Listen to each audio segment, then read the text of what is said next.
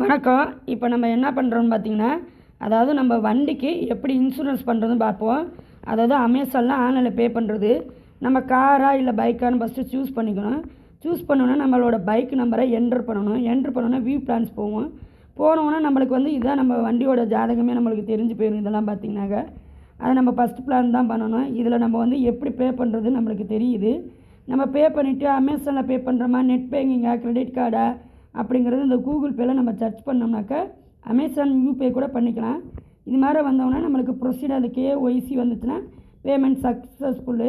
அப்புறம் பார்த்தோம்னா லாக்இன் பண்ணுறதுக்கு அந்த மொபைல் நம்பரை போட்டு நம்ம லாக்இன் பண்ணணும். பண்ணோடனே நம்மளுக்கு ஆட்டோமேட்டிக்காக OTP நம்பர் இருக்கும். அளவு கொடுத்தோம்னா ஆட்டோமேட்டிக்காக போயிடும்.